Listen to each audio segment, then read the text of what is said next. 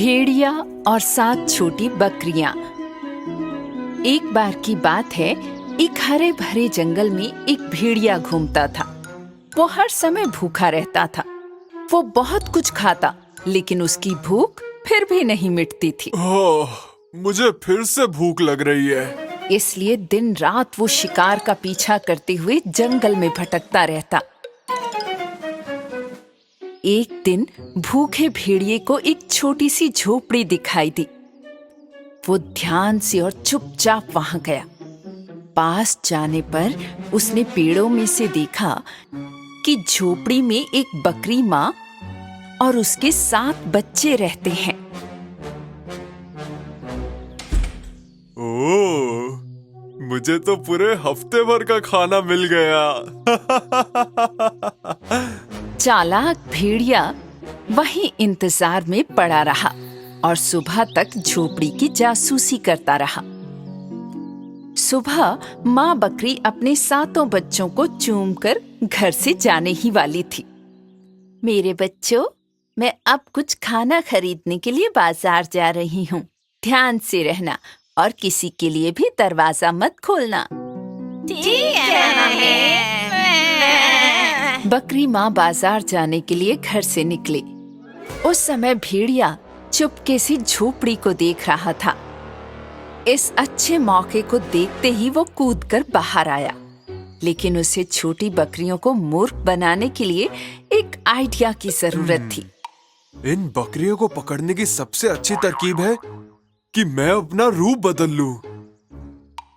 भेड़िए ने पहले एक पुरानी पोशाक पहनी। उसने अपने कान नीचे खींच लिए और शाखाओं से बकरी के 2 सींग बनाकर अपने सर पर रख लिए।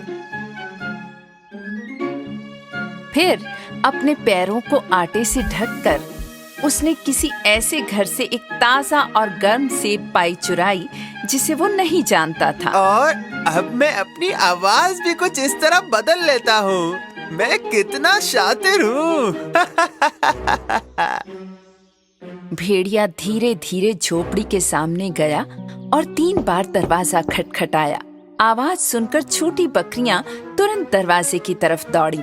उनमें से एक उत्साह से दरवाजा खोलने जा रही थी, लेकिन दूसरी छोटी बकरी ने उसे चेतावनी दी। रुको, तुम्हें ऐसे ही दरवाजा नहीं खोलना चाहिए। पहले तुम्हें पूछना होगा कौन है। बाहर कौन है? मैं हूँ तुम्हारी दादी माँ। मैं तुम्हें पार्क में ले जाने आई हूँ। हमारी दादी बहुत दूर रहती है। आप वो नहीं हो सकती। ओह बच्चों, ये कितना लंबा सफर रहा। शाबाश, अब जल्दी से दरवाजा खोलो और सब लोग पार्क चलते हैं। जब भेड़िए ने ऐसा कहा तो छोटी बकरियों ने दरवाजे के नीचे भेड़िए के पैरों की ओर देखा। देखो, उसके पैर सफेद हैं, हमारे जैसे। हाँ, पर उसके नाखून भेड़िए की तरह लंबे हैं। जब छोटी बकरियों ने फिर से दरवाजा नहीं खोला तो भेड़िए ने उन्हें सेब की पाई सुंघाई। देखो, मैं तुम्हारी सबसे पसंदीदा एप्पल पाई लाई हूँ। और भेड़ियों को एप्पल पाई बनानी बिल्कुल नहीं आती। बकरियों ने सेब की पाई को सूंघा और उत्साहित होकर दरवाजा खोल दिया। उनमें से कोई नहीं समझ पाया कि वो भेष बदलकर भेड़िया है। चलो दादी माँ, पार्क चलते हैं।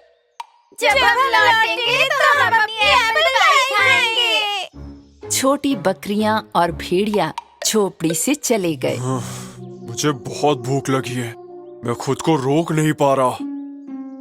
जब बकरियां खुशी खुशी चल रही थीं, भेड़िए की पोशाक एक पेड़ की शाखा में फंस गई। पोशाक धीरे धीरे भेड़िए पर से उतरने लगी और छोटी बकरियां भेड़िए के भयानक फर को देखकर हैरान रह गईं।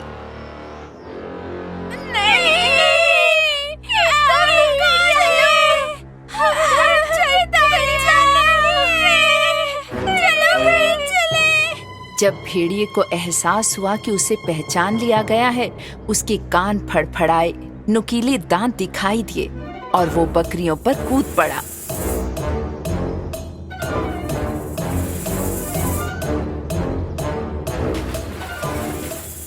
उसने उन सभी को एक एक करके पकड़ा।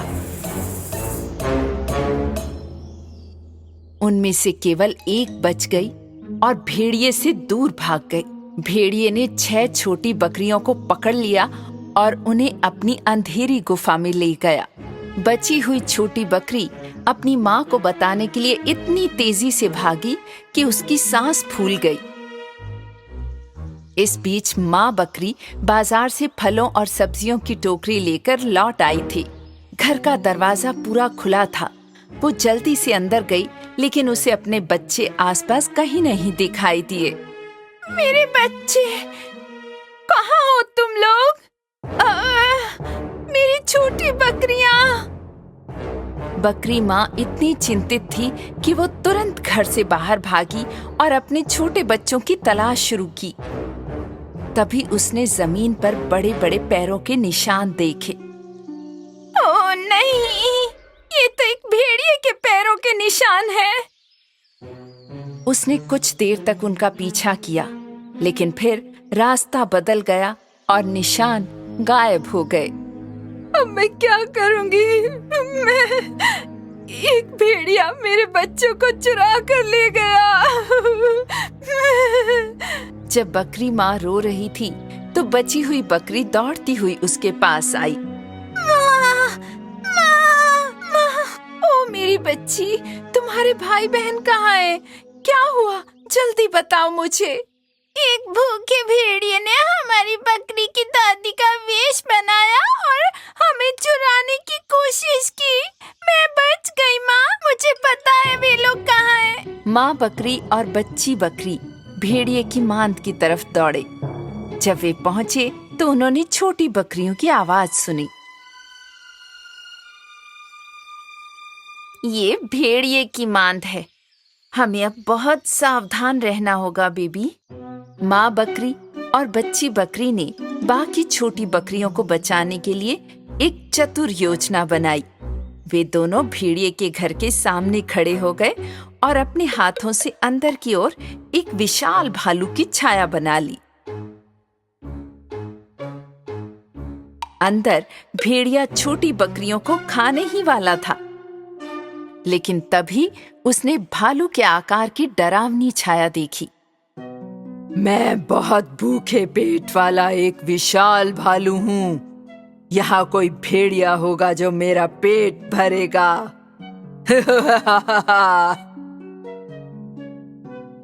भेड़िया इतना डर गया था कि भालू उसे खा जाएगा कि वो तुरंत अपनी मांद से बाहर भागने लगा। नहीं, मेरी मदद करो, मदद करो। भालू भालू भालू भालू मुझे खा जाएगा। मेरी मदद करो, बचाओ मुझे। भेड़िए को भागता देख छोटी बकरियां खुशी से झूम उठी और अपनी माँ के गले से लग गईं। भाग गया भेड़िया, भाग गया, भाग गया, भाग गया भेड़िया, भाग गया। और तब से माँ बकरी और उसके 7 बच्चे जंगल में अपनी झोपड़ी में भेड़िए से दूर एक शांतिपूर्ण जीवन बिताने लगे।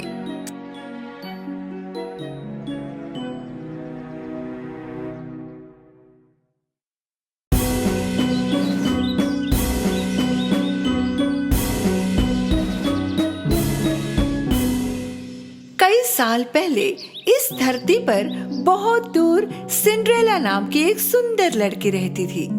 सिंड्रेला की माँ को गुजरे बहुत साल हो गए थे।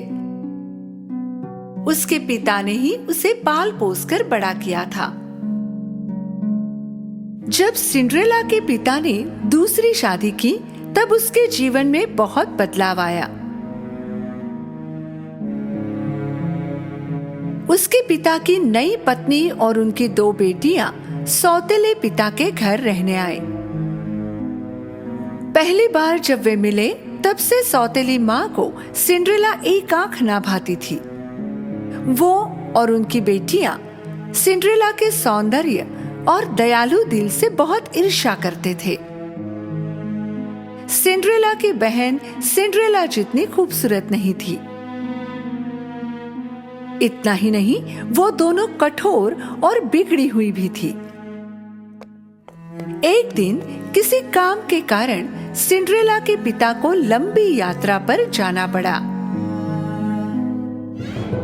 और यही वो समय था जब सिंड्रेला की सौतेली माँ और बहनों ने उसके जीवन को नर्क बना दिया।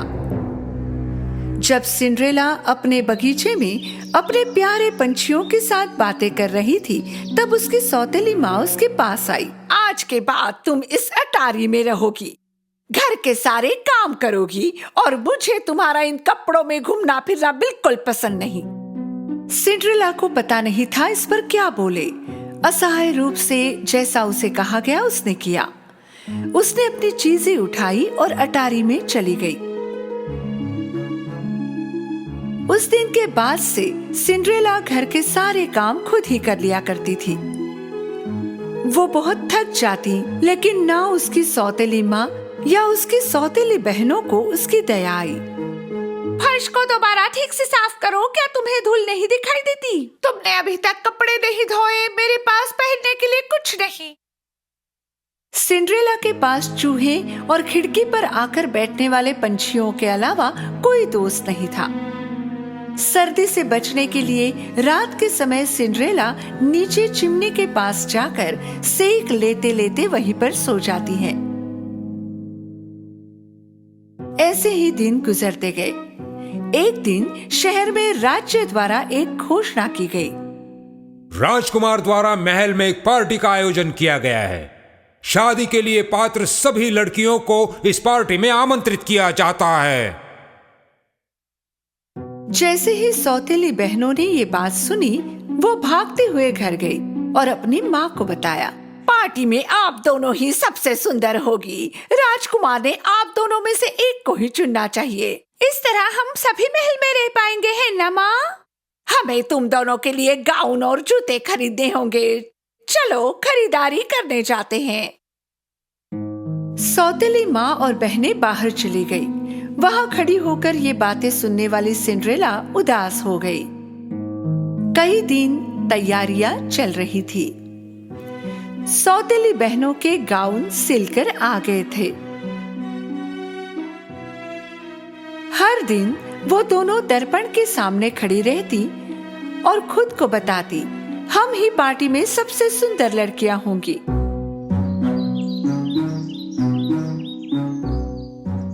आखिर वो दिन आ ही गया। सौतेली बहनें आज जल्दी उठ गई थी। उन्होंने सिंड्रेला को बुलाया। सिंड्रेला, सिंड्रेला, जल्दी यहाँ आओ। कहाँ हो तुम? जल्दी से हमारे स्नान की तैयारी करो। पूरे दिन सिंड्रेला ने बहनों को तैयार होने में मदद की। जरा धीरे धीरे ब्रश करो, सारे बाल निकाल दोगी क्या? शाम तक दोनों पार्टी के लिए तैयार हो गई। तुम दोनों सुंदर दिख रही हो, बहुत सुंदर। सिंड्रेला ने सारी हिम्मत जुटाई और सौतेली माँ से पूछा, क्या मैं भी पार्टी में आ सकती हूँ? कौन, तुम? हाँ, उन्होंने सारी युवा लड़कियों को बुलाया है। क्या पार्टी के लिए ये तुम्हारी पोशाक है? राजकुमार को अपने लिए पत्नी चाहिए, नौकरानी नहीं। चलो लड़कियों, पार्टी के लिए देर हो रही है और तुम याद रखना, सोने से पहले सारे काम हो जाने चाहिए। सौतेली माँ और बहनें पार्टी के लिए निकल गई और घर पर अकेली सिंड्रेला रोने लगी।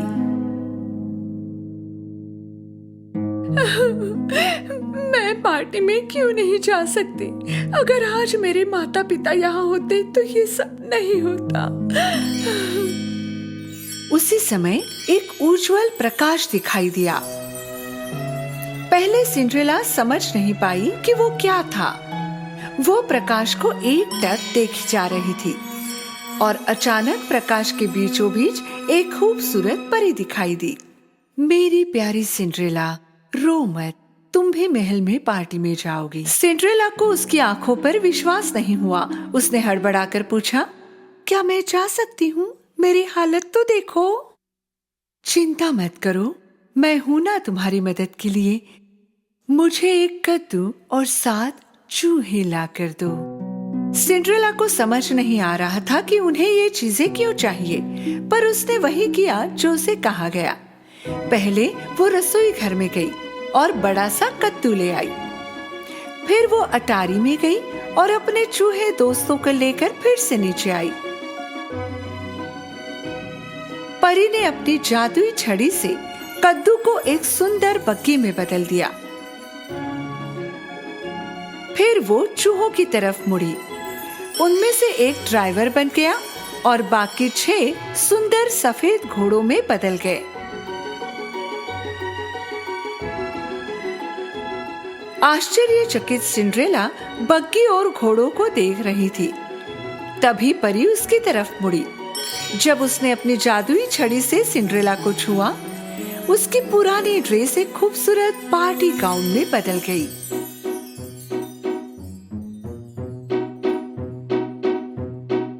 और उसके पैरों की चप्पल सुंदर कांच के जूते में बदल गए। मैं राजकुमारी की तरह दिख रही हूँ। अब पार्टी में जाने का समय हो गया है, पर भूलना मत, जैसे ही घड़ी में 12 बजते हैं तुम घर चले आना, क्योंकि उसके बाद तुम पहले जैसी हो जाओगी। सिंड्रेला ने परी को बहुत ध्यान से सुना। फिर वो बग्गी में बैठी और महल की ओर चल पड़ी। उसकी खूबसूरत बग्गी महल के सामने जाकर रुक गई।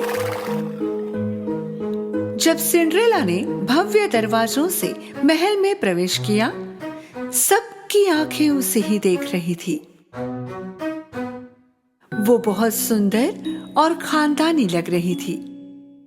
उसकी सौतेली माँ और सौतेली बहनें भी इस सुंदर महिला को देखती रह गई थी।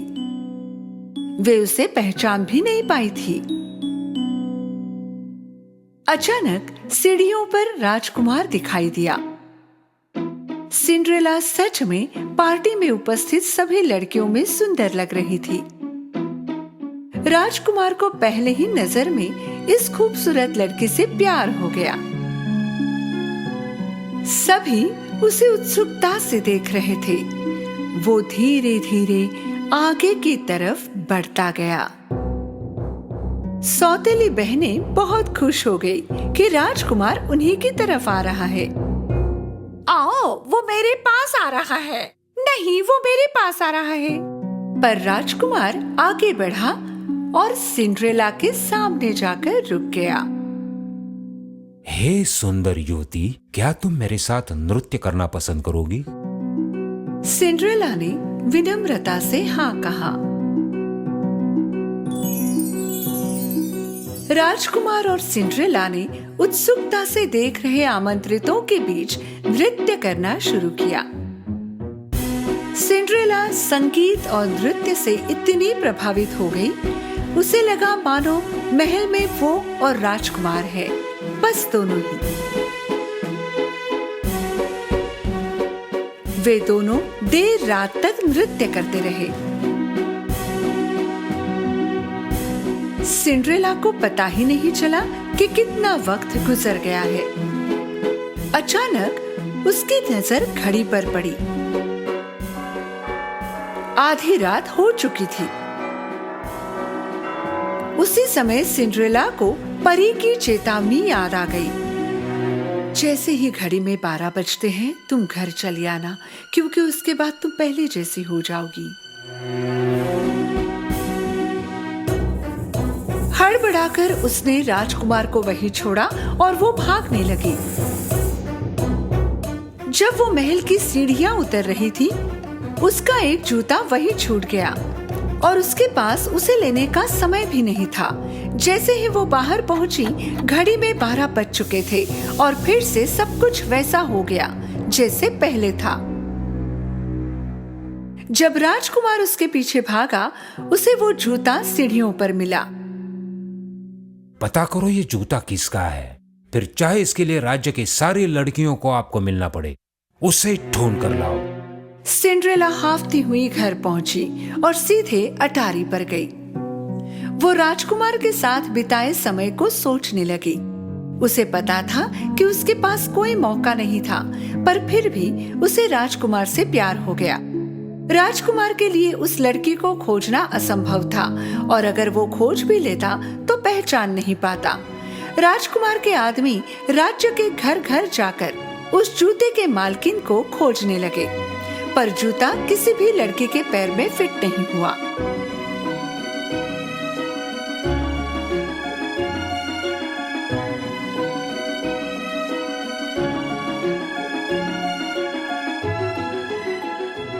अंत में राजकुमार के आदमी सिंड्रेला के घर पहुंचे। सिंड्रेला राजकुमार की गाड़ी को घर के सामने देखकर बहुत खुश हो गई। जैसे ही सिंड्रेला कमरे के बाहर जाने लगी, उसकी सौतेली माँ दरवाजे पर दिखाई दी। तू कहाँ चल दी? तुम भी जूता पहनने की कोशिश करना चाहती हो?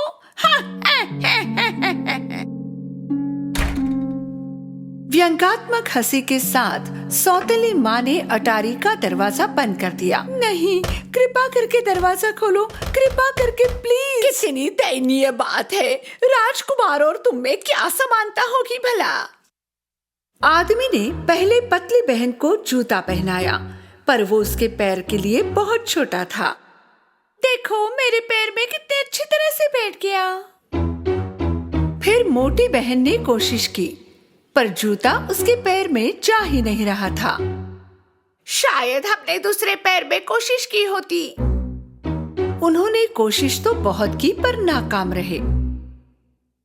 सिंड्रेला ने खिड़की की तरफ दौड़ने की आखिरी कोशिश की, पर खिड़की बहुत ऊपर थी। वो रोने लगी। उसे रोता देख उसके चूहे दोस्त उसके पास आए। मेरी सौतेली माँ ने मुझे बंद कर रखा है, चाबी उसी के पास होगी। चूहा दरवाजे के नीचे से फिसलकर बाहर आया। सौतेली माँ दरवाजे पर राजकुमार के आदमियों के साथ खड़ी थी। आप कल क्यों नहीं आते? आज वो बहुत थकी हुई है और पैरों में सूजन है। चूहे ने सौतेली माँ के स्कर्ट पर कूदकर चाबी निकाली और ऊपर की ओर दौड़ा। उसने चाबी दरवाजे के नीचे से अंदर सरकाई। चाबी देखकर सिंड्रेला बहुत खुश हुई। दरवाजा खोलकर वो जल्दी से नीचे की तरफ भागी। अरे तुम बाहर कैसे निकल आई? कृपया रुकिए, जाइए मत, मुझे भी जूता पहनना है। सौतेली माँ और बहनें ये सुनकर जोर से हंसने लगी। शांत हो जाओ, ये राजकुमार का हुक्म है कि राज्य की सारी लड़कियों ने कोशिश करनी चाहिए। जब सिंड्रेला ने जूता पहना, सबको आश्चर्य हुआ, क्योंकि जूता उसके पैर में अच्छे से फिट हुआ। सुंदर युवती, क्या ये बूट तुम्हारा है? सिंड्रेला ने गर्दन हिलाकर हामी भरी। कृपया हमारे साथ महल चलें। सिंड्रेला उनके साथ महल में गई। उन्होंने उसे राजकुमार के सामने पेश किया। जैसे ही राजकुमार ने सिंड्रेला की आंखों में देखा, वो जान गया कि उस रात उसने उसी के साथ नृत्य किया था। उसने सिंड्रेला का हाथ थामा। आखिर मैंने तुम्हें ढूंढ ही लिया। क्या तुम मुझसे विवाह करोगी? खुशी के आंसू भरे आंखों से उसने राजकुमार का प्रस्ताव स्वीकार किया। उन्होंने शादी की और खुशी से जीवन बिताने लगे।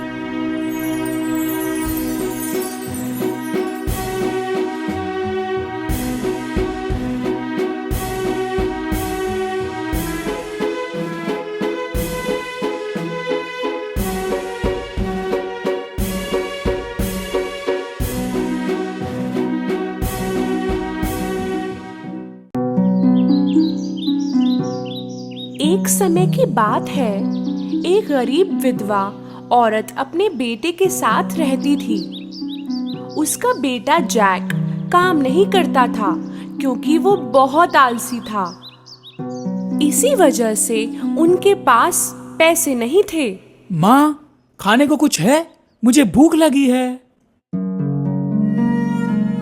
दिन गुजरते गए, वो लोग और गरीब हो गए।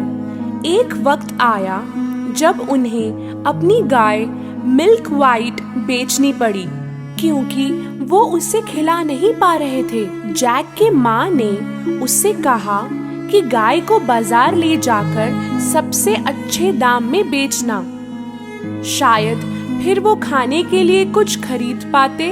बाजार जाते समय जैक को एक अजीब दिखने वाला बूढ़ा मिला।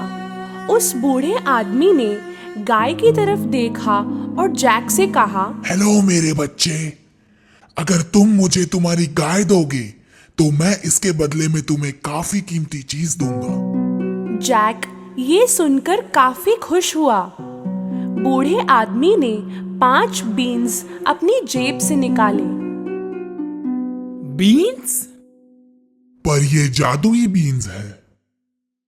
जैक को उस पर पहले तो विश्वास नहीं हुआ, पर वो बूढ़े इंसान ने कहा, सुनो मेरे बच्चे, तुम एक अच्छे और तेज लड़के हो, ये जादुई बीन्स ले लो, तुम्हें अफसोस नहीं होगा, मुझ पर यकीन करो। जैक ने उस पर विश्वास किया और उस जादुई बीन के बदले अपनी गाय मिल्क वाइट उसे दे दी। अपने काम से खुश होकर जैक घर की तरफ दौड़ा। माँ, देखो मैं क्या लाया हूँ। जैक को इतना खुश देखकर उसकी माँ को ये लगा कि वो गाय को बहुत ही अच्छे दाम में बेचकर आया है। जब जैक ने अपनी माँ को जादुई बीन्स दिखाई तो वो नाराज हुई। उसने उस जादुई बीन्स को गार्डन में फेंक दिया और जैक को अपने कमरे में जाने के लिए कहा। तुम अपने कमरे में ही रहोगे जब तक मैं तुम्हें बाहर आने के लिए नहीं कहती। आज तुम्हें कोई खाना नहीं मिलेगा।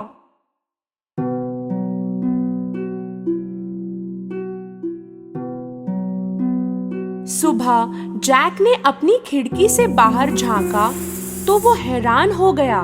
उसके कमरे की खिड़की से उसने देखा कि एक पौधा बहुत तेजी से बढ़ रहा है।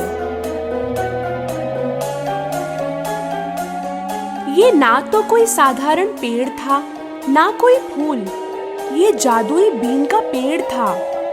जैक ने उस विशाल बीन के पेड़ पर छलांग लगाई। उसके टेढ़े मेढ़े पत्तों पर सीढ़ियों की तरह चढ़ने लगा।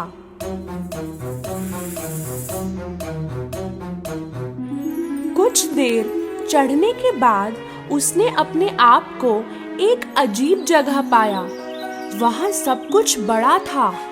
उसने एक फूलों से भरा रास्ता देखा जिसके किनारे पे एक बड़ा सा घर था। जैक घर की तरफ पहुंचा और उसने दरवाजा खटखटाया। एक विशाल औरत ने अंदर से जवाब दिया। मैं आपसे पूछने वाला था कि आपके पास कुछ खाने को होगा? हाँ है, पर तुम्हें मेरे पति के आने से पहले जाना होगा यहाँ से। मेरे पति को छोटे बच्चे बहुत पसंद हैं, वो उन्हें खा जाते हैं। जैक बहुत डरा हुआ था पर उतना ही भूखा भी था। जैसे ही वो कुछ खाने के लिए टेबल पर बैठा, उसने सुना कि कोई गहरी आवाज में बाहर बात कर रहा था। मुझे बच्चे की खुशबू आ रही है, कच्चा या पक्का कुछ भी चलेगा, मैं उनको ढूंढ के ही रहूंगा। उस औरत ने जैक को आवाज दी, अभी के अभी ओवन में जाकर छुप जाओ बच्चे। जैक ओवन में जाकर छिप गया। वो राक्षस किचन में जाकर सूंघने लगा। मुझे बच्चे की खुशबू आ रही है। क्या कह रहे हो जी? शायद आपको उस मीट की खुशबू आ रही है जो मैंने कल बिल्ली को खिलाया था। खाना हो जाने पर वो राक्षस अपने सोने के सिक्के गिनने लगा।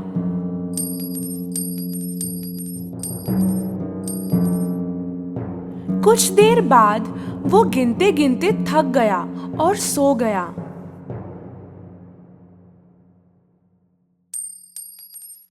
जैक ओवन से बाहर आया और उसने सोने के बैग को लिया। उसने बैग को बीन के पेड़ के नीचे फेंका और वो पेड़ से नीचे उतरने लगा।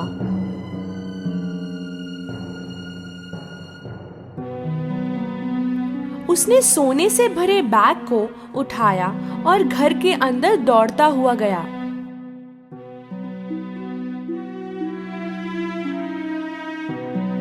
जैक की माँ ने सोने को देखा तो वो बहुत खुश हुई। उस दिन के बाद वो कभी गरीब नहीं रहे। लेकिन कुछ महीनों बाद जो कुछ भी सोने का उनके पास था वो खत्म हो गया। जब और कोई रास्ता नहीं था, जैक फिर से बीन के पेड़ पर चढ़कर उस राक्षस के घर पहुंचा। पिछली बार जब तुम यहाँ आए थे तब हमारा एक सोने का बैग चोरी हो गया था। पर फिर भी उसने जैक को प्यार से अंदर बुलाया। थोड़ी देर में राक्षस घर पहुंचा। मुझे बच्चे की खुशबू आ रही है। कच्चा या पक्का कुछ भी चलेगा, मैं उनको ढूंढ के ही रहूंगा। राक्षस की आवाज सुनते ही जैक अवन में जाकर छुप गया। खाना हो जाने पर राक्षस ने अपनी पत्नी को मुर्गी लाने के लिए कहा।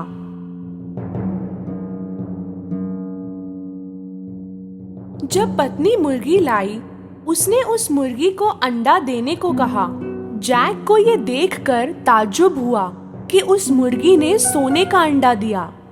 और जब राक्षस सो गया, जैक अवन के बाहर आया और उसने मुर्गी को उठाया और नीचे की तरफ दौड़ा।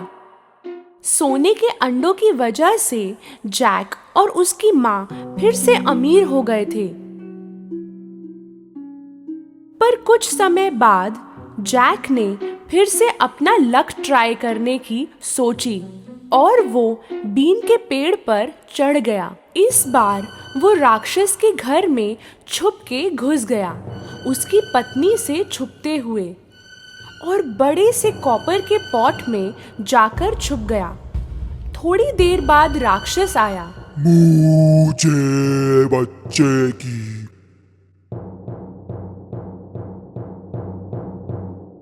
खुशबू आ रही है।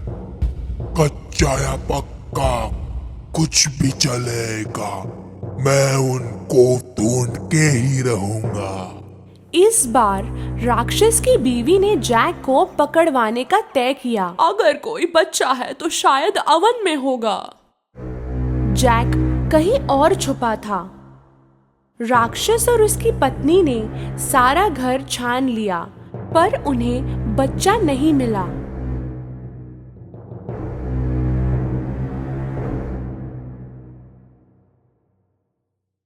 खाने के बाद राक्षस ने सोने की वीणा टेबल पर रखी और उसे बजाने का आदेश दिया।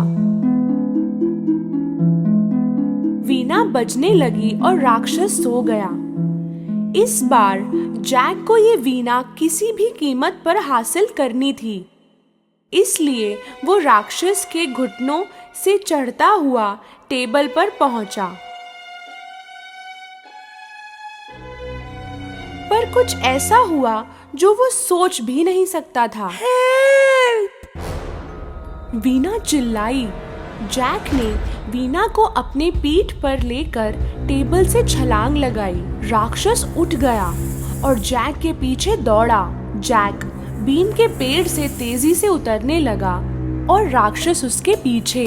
जब वो घर पहुंचा, जैक ने अपनी माँ को बुलाया। माँ, जल्दी, और आरी भी साथ लाना। उन्होंने बीन के पेड़ को काटना शुरू किया।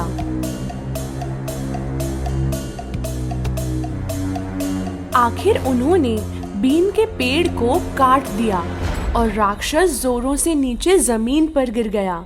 वो दोनों राक्षस से सुरक्षित थे। हे भगवान, हम सुरक्षित हैं। वो लोग ठीक थे, पर जैक को अपनी हरकत पर काफी पछतावा हो रहा था।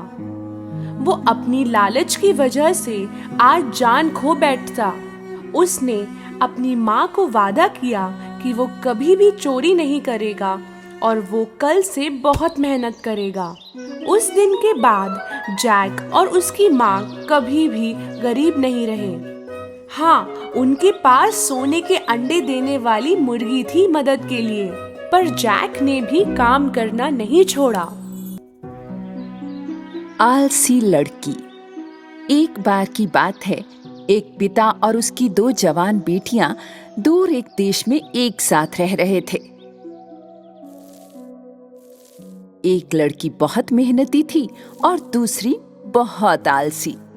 दीदी, क्या आप कभी मदद भी करती हैं? मैं बहुत थक गई हूँ। अरे नहीं, तुम पहले से ही सफाई कर रही हो, अब मैं अपने हाथ गंदे क्यों करूं? मेरे नाखून भी टूट जाएंगे। उनके बूढ़े पिता एक मेहनती इंसान थे, इसलिए हमेशा थक जाते थे।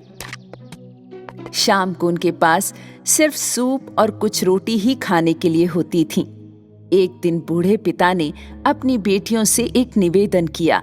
मेरी प्यारी बेटियों, तुम जानती हो मैं तुम दोनों से बहुत प्यार करता हूँ और मैं सोच रहा था कि अब तुम दोनों बड़ी हो गई हो और समय आ गया है कि तुम दोनों जिम्मेदारियां उठाओ। मैं चाहता हूँ कि तुम दोनों कोई काम या नौकरी ढूंढो।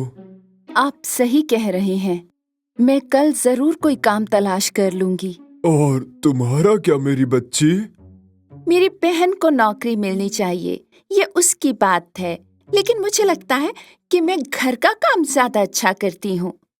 बूढ़ा अपनी बेटियों को इतना उत्सुक देखकर बहुत खुश था। अगले दिन जब मेहनती लड़की नौकरी की तलाश में घर से निकली तो उसके पिता उसके पास आए। मेरी प्यारी बच्ची, मैं तुम्हें एक सलाह देना चाहता हूँ। अगर कभी भी कोई तुमसे मदद मांगे तो उसे मना मत करना। हमेशा तट पर रहना और अपने काम से प्यार करना और जो भी काम करो पूरी लगन से करना। धन्यवाद पिताजी, मैं आपकी सलाह कभी नहीं भूलूंगी। ये हुई ना बात मेरी बच्ची। मेहनती बेटी अपनी नौकरी खोजने निकल पड़ी, जबकि आलसी बेटी, जिसने कहा था कि वो घर का काम करेगी, उसने कुछ नहीं किया। घर दिन ब दिन गंदा होता जा रहा था और भी गंदा। मेहनती लड़की कई दिनों तक पैदल चलती रही, लेकिन उसे कोई काम नहीं मिला। कुछ दूर चलने पर मेहनती लड़की को सूखी शाखाओं और जड़ों वाला एक पेड़ दिखा। अरे जवान लड़की, क्या तुम मेरी सूखी शाखाओं को साफ कर दोगी और मेरी जड़ों में थोड़ा पानी दे दोगी? मेहनती लड़की ने पेड़ की सभी सूखी शाखाओं को तब तक साफ किया जब तक कि उसकी हथेलियां घायल नहीं हो गईं और अपने पीने के पानी से जड़ों को भी सींचा। धन्यवाद प्यारी लड़की, लेकिन अब तुम्हारे पास पानी नहीं बचा है। कोई बात नहीं, आपको मदद की जरूरत थी और मैंने आपकी मदद की। मैं अपने लिए पानी ढूंढ लूंगी। मेहनती लड़की अपने रास्ते पर आगे चलती रही। आगे उसे टूटे और बिखरे हुए हिस्सों के साथ एक चूल्हा मिला। अरे सुंदर लड़की, क्या तुम मेरी मरम्मत कर दोगी ताकि मैं बेहतर दिखूं? मेहनती लड़की ने मुट्ठी भर मिट्टी ली और चूल्हे की सभी दरारों को अच्छे से भर दिया। धन्यवाद प्यारी लड़की, लेकिन तुम मेरी वजह से इतनी गंदी हो गई। ओह कोई बात नहीं, कपड़े मायने नहीं रखते। आपको मदद की जरूरत थी, मैंने मदद की। मेहनती लड़की उस नए से चूल्हे को छोड़कर अपने रास्ते पर चलती रही। थोड़ी देर बाद एक प्यारा मेमना दिखाई दिया, लेकिन वो काला था, सिर से पांव तक कोयले की तरह। हेलो प्यारी लड़की, मैं गलती से कोयले में घुस गया और गंदा हो गया। तुम मुझे नहला दोगी क्या? मेहनती लड़की ने मेमने को झील के किनारे नहला दिया। मेमना पहले की तरह सफेद हो गया और चमक उठा। धन्यवाद, लेकिन तुम मेरी वजह से भीग गई। तुम्हें मदद की जरूरत थी, मैंने मदद की। मैं पहले से ही बहुत गंदी थी, अब मैं साफ हो गई। मेहनती लड़की अपने रास्ते पर चलती रही। जब अंधेरा हुआ तो उसे एक सुंदर घर मिला। ओह, जहां 7 परियां रहती थी। मेहनती लड़की घर में दाखिल हुई। हेलो, मैं आपके घर बिना अनुमति के आने के लिए क्षमा चाहती हूँ। मैं एक युवा लड़की हूँ जिसे काम की तलाश है। तुम चाहो तो यहाँ काम कर सकती हो जवान लड़की। हमारे घर में 7 कमरे हैं। तुम्हें हर दिन सिर्फ 6 कमरे साफ करने होंगे, लेकिन 7वें कमरे में भूलकर भी मत जाना। मेहनती लड़की ने नौकरी स्वीकार कर ली। जैसा कि परियों ने कहा था, वो पूरे 1 साल तक हर दिन 6 कमरों की सफाई करती रही।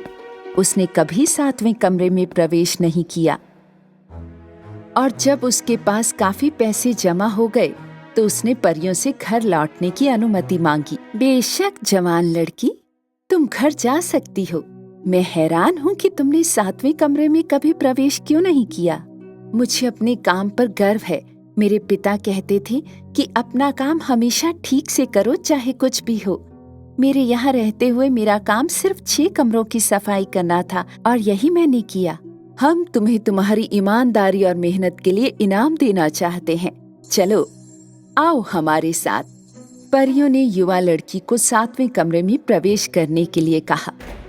जब लड़की अंदर गई तो उसने चांदी और सोने के ढेर सारे सिक्के देखे। अब तुम इन सिक्कों के बीच घूमो और जितने भी सिक्के तुमसे चिपक जाएंगे वो तुम्हारे होंगे। मेहनती लड़की सिक्कों में बाएं से दाएं घूम गई।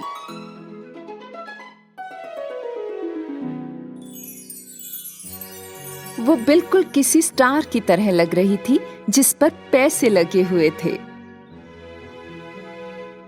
फिर मेहनती लड़की परियों को छोड़कर घर लौटने लगी। रास्ते में उसे मेमना मिला, जिसे उसने पहले नहलाया था। मेमना मोतियों से ढका हुआ था। मैं आपकी मदद को भूला नहीं प्यारी लड़की। लो, जितने चाहे मोती ले लो। मेहनती लड़की ने मेमने को धन्यवाद दिया और अपनी बाहों और गर्दन को मोतियों से ढक लिया और अपने रास्ते पर चलती रही। चलते चलते अब वो चूल्हे के पास पहुंची, जिसकी उसने जाते वक्त मरम्मत की थी। आपने मेरी जो मदद की उसे मैं नहीं भूला प्यारी लड़की। लो, मेरी गर्मा गर्म रोटियां और केक तुम्हारे हैं। मेहनती लड़की ने चूल्हे द्वारा दी गई रोटियों में से कुछ खा ली और उसमें से कुछ घर के लिए रख ली और अपने रास्ते पर चलती रही। थोड़ा आगे चलने पर उसे पेड़ दिखाई दिया जिसकी डालियां फलों से ढकी हुई थी। इधर आओ प्यारी लड़की, तुमने जो मदद की उसके लिए मैं आभारी हूँ। ले लो, मेरे सारे अंगूर तुम्हारे हुए। मेहनती लड़की ने धन्यवाद दिया और पेड़ से विदा लेकर चलने लगी। बहुत बहुत धन्यवाद। कितना फलदायी अनुभव है। उसके पिता और आलसी बहन ने दरवाजे पर उसका अभिवादन किया। लड़की की गठरी सोने और मोतियों से भरी हुई थी। आलसी बहन को बहुत जलन हुई जब उसने देखा कि उसकी बहन इतनी अमीर हो गई है। उन सिक्कों को देखो। मुझे नौकरी पाने के लिए एक अमीर परिवार की तलाश करनी होगी। अगर मेरी बहन के पास मोती है तो मुझे पन्ने मिलेंगे। आलसी लड़की ने अपने पिता से कहा कि वो नौकरी की तलाश में घर से जा रही है। ठीक है मेरी बच्ची, पर तुम तो घर पे भी काम नहीं कर पाती, तो फिर तुम्हें बाहर कैसे काम मिलेगा? आलसी लड़की अपने पिता की बात को पूरा सुने बिना ही चली गई। वो दिन रात चलती थी। थोड़ा और चलने पर वो सूखी शाखाओं वाले पेड़ के पास आई। पेड़ ने लड़की से मदद मांगी। कैसी हो जवान लड़की? क्या तुम मेरी मदद करोगी? मैं इस धूप में तुम्हारी मदद नहीं कर सकती। मेरे बाल खराब हो जाएंगे। बाय। आलसी लड़की आगे बढ़ गई। थोड़ा और चलने पर उसे आगे एक टूटा और बिखरा हुआ चूल्हा दिखाई दिया। चूल्हे ने उससे मदद मांगी। मैं अपने कोमल और नाजुक हाथों को तुम्हारे लिए गंदा नहीं कर सकती। मेरी नेल पॉलिश खराब हो जाएगी। बाय। आलसी लड़की ने चूल्हे की भी मदद नहीं की। तब उसे एक मेमना मिला जो काले कोयले की तरह गंदा था, और मेमने ने उसे स्नान कराने के लिए कहा। छी छी छी, मेरे रास्ते से हट जाओ कल्लूटे। आलसी लड़की भाग गई। क्या आलसी भेड़ का बच्चा है, खुद को धो भी नहीं सकता। और आलसी लड़की जल्द ही एक बड़े घर में आ गई। आलसी लड़की ने इसका फायदा उठाया और घर की मालकिन 7 परियों से काम मांगा। मुख्य परी ने उसे 1 साल रहने और सिर्फ 6 कमरे साफ करने के लिए ही कहा। भूलो मत जवान लड़की, तुम कभी भी 7वें कमरे में दाखिल नहीं होगी। आलसी लड़की ने महीनों तक अनमने मन से 6 कमरों की सफाई की। हालांकि एक दिन उसने अपनी जिज्ञासा के चलते 7वें कमरे में प्रवेश किया। सोने और चांदी के सिक्कों की बजाय अंदर मधुमक्खियां और चमगादड़ थे। मधुमक्खियों ने आलसी लड़की को इस तरह से काटा कि वो चारों ओर से जख्मी हो गई। वो बहुत दुखी थी। लड़की तुरंत वहां से चली गई और घर की ओर भागने लगी। जैसे ही वो दौड़ी, उसने मेमने को देखा, जिसके मदद के अनुरोध को उसने ठुकरा दिया था। मेमना मोतियों से ढका हुआ था। लड़की कुछ मोती पाने के लिए मेमने को पकड़ना चाहती थी, लेकिन मेमना उससे दूर भाग गया। लड़की चलती रही। वो बहुत थक गई थी। उसी पल उसे चूल्हा मिला, जिसकी मदद के अनुरोध को उसने ठुकरा दिया था। चूल्हे पर ताजी गरम रोटियां और ब्रेड थे। जब लड़की ने रोटी का एक टुकड़ा लेना चाहा, तो चूल्हा गर्म हो गया और आलसी लड़की के हाथ जल गए। जब आलसी लड़की वहां से भागी, तो वो पेड़ के पास पहुंची, जिसे उसने मदद करने से मना कर दिया था। पेड़ की डालियों पर फलों के गुच्छे थे। जब आलसी लड़की ने कुछ अंगूर लेने की कोशिश की, तो पेड़ दाहिनी ओर झुक गया। लड़की दाईं ओर दौड़ी, लेकिन इस बार पेड़ बाईं ओर झुक गया।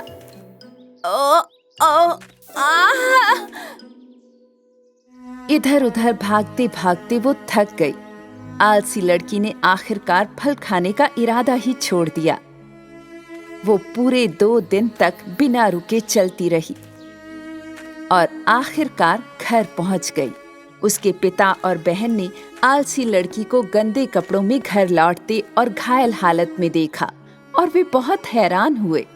आलसी लड़की ने बड़े पछतावे के साथ जो कुछ हुआ था उन्हें बताया। मुझे विश्वास नहीं होता कि ये इतना दर्द देता है। मेरी प्यारी बहन, अब तुम समझ गई कि मेहनती होना कितना जरूरी है। याद रखो बेटी, अगर जीवन में ईमानदार और मेहनती बनोगी तो तुम्हें इनाम जरूर मिलेगा। उस दिन के बाद आलसी लड़की फिर कभी आलसी और कामचोर नहीं रही।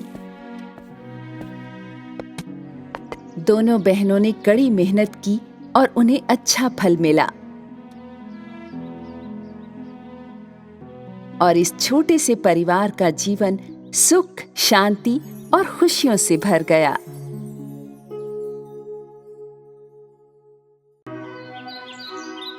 एक समय की बात है, जंगल में एक छोटे से घर में मदर गोट और उनकी प्यारी लिटिल गोट्स मौज मस्ती से रहा करते थे। लिटिल गोट्स बहुत प्यारे लगते थे, खिलौनों जैसे। सभी माँओं की तरह मदर गोट अपने बच्चों से बहुत प्यार करती थी। वो सभी जंगली जानवरों से उनकी रक्षा करती थी। एक दिन खाना ढूंढने के लिए बाहर जाने से पहले उन्होंने लिटिल गोट्स को पास बुलाया और बोली, मेरे प्यारे बच्चों, मैं जंगल में जा रही हूँ। किसी के लिए भी दरवाजा मत खोलना। अगर भेड़िया अंदर आ गया तो वो हम सबको खा जाएगा। वो भेष बदल बदल के तुम्हें ठगना चाहेगा। फिर हम उसे पहचानेंगे कैसे? भेड़िए की आवाज रूखी है और मेरी आवाज मीठी सी है। रूखी और मोटी आवाज है, समझ जाना वही है। ये बोल के निकलते समय मदर गोट को कुछ और याद आया। वो मुड़ के बोली, एक और बात, भेड़िए के पैर काले हैं और मेरे सफेद, तो पैर देख के भी पहचान जाना। चिंता मत करो माँ, हम संभाल लेंगे। Mummy, we love you. Mother goat ने अपने सभी बच्चों को एक एक करके चूमा और फिर जंगल की ओर चल पड़ी। भेड़िया सब कुछ देख रहा था। मदर गोट के जाने के बाद वो थोड़ा और रुका। फिर वो उनके घर पर पहुंच के दरवाजे पर नॉक करने लगा।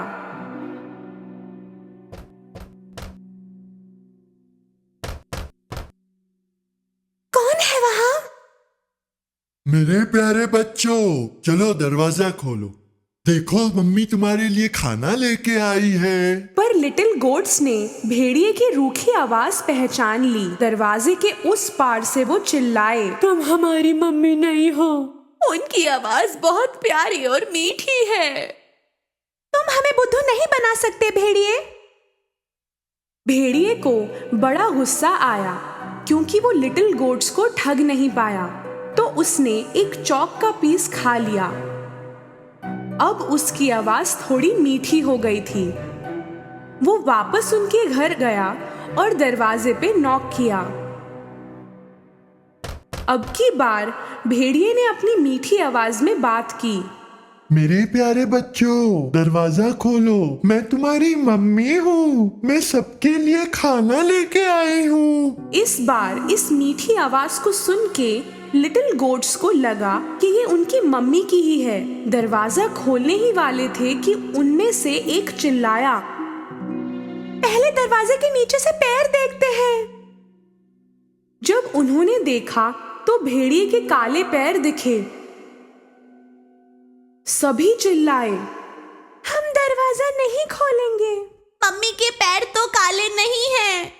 उनके पैर सफेद हैं। तुम भेड़िए हो। अपना गुस्सा निगल के भेड़िया वहां से निकला।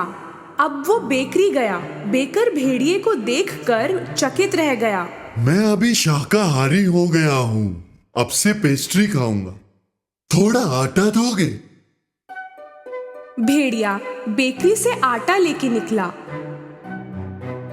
घर के पास उसने आटा अपने पैरों पर लगा दिया। अब उसके पैर सफेद हो गए। अब तीसरी बार चालाक भेड़िए ने दरवाजे पर नॉक किया। मेरे प्यारे बच्चों, दरवाजा खोलो। मैं तुम्हारी मम्मी हूँ। मैं सबके लिए खाना लेके आई हूँ। पहले पैर दिखाओ तो मालूम पड़े कि मम्मी ही हो। भेड़िए ने उनको आटे से सने हुए अपने पैर दिखाए। जब लिटिल गोट्स ने सफेद पैर देखे, उन्होंने समझा कि उनकी माँ है और दरवाजा खोल दिया।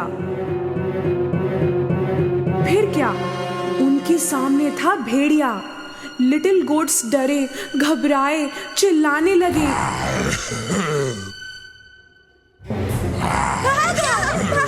कहाँ भागोगे? मैं पकड़ ही लूंगा। एक बच्चा टेबल के नीचे छुपा, दूसरा बिस्तर में, तीसरा चिमनी के अंदर गया, चौथा किचन में जा छुपा, पांचवा अलमारी में जा बैठा, छठा पर्दे के पीछे और सातवां घड़ी के अंदर। पर भेड़िया चालाक था और सबको एक एक करके पकड़ लिया। रुको, इधर आओ। तुम लोगों को छोड़ूंगा नहीं मैं। रुको। सिर्फ घड़ी में छुपने वाले को वो पकड़ नहीं पाया। उसका पेट भर चुका था, इसलिए उसने सोचा नहीं और वहां से निकल गया। वहां एक बड़ा मैदान था जहां भेड़िया एक पेड़ के नीचे नाक बजा के सोने लगा।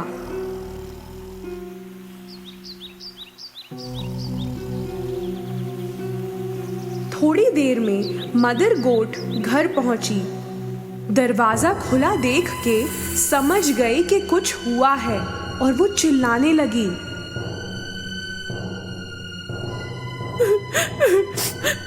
मेरे बच्चे!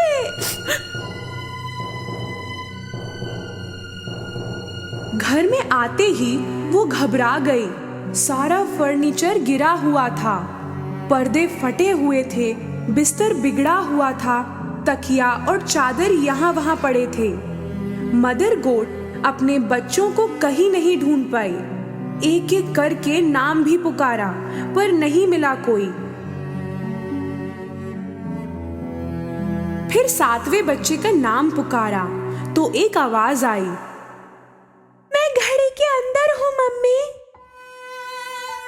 मदर गोट तुरंत उस घड़ी तक पहुंची और वहां से अपने बच्चे को निकाल के गले लगाया। लिटिल गोट ने अपनी माँ को सारी कहानी बताई। भेड़िया आया था भेष बदल के, हमें लगा आप हो, वो मेरे सभी भाइयों को खा गया।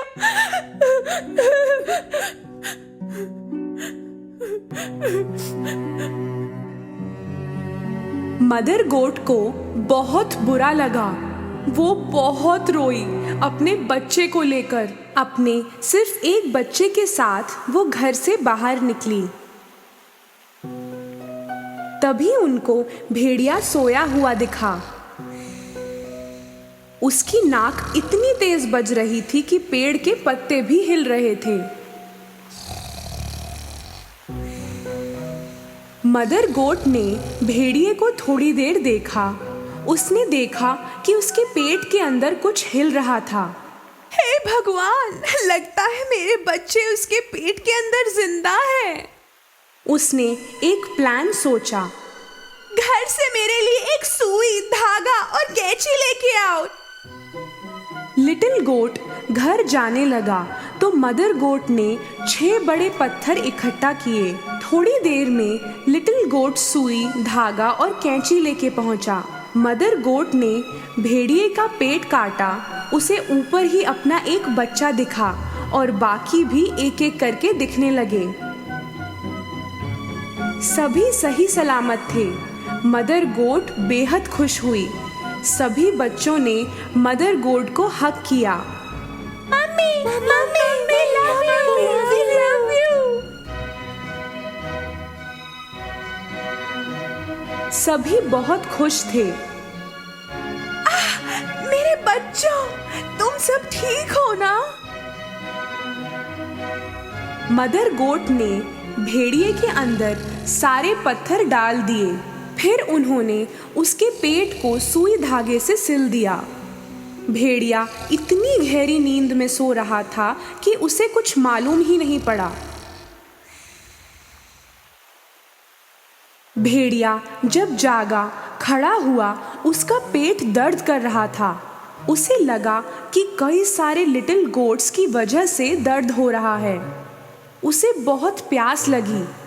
वो नदी की ओर गया पानी पीने। चलते समय पेट में पत्थर टकराने लगे। पेट इतना भारी और भरा हुआ लग रहा है, जैसे मैंने पत्थर ही खाया हो। वो पानी पीने के लिए झुका। पत्थरों के वजन की वजह से वो नदी में गिर गया। बचाओ, कोई बचाओ, मैं डूब रहा हूँ, बचाओ। वो बहुत चिल्लाया पर कोई नहीं आया। पत्थरों का वजन उसे पानी में नीचे ले गया। मदर गोट और लिटिल गोट्स ने जब ये देखा, वो नदी की तरफ गए। भेड़िया डूब गया, भेड़िया डूब गया, डूब गया।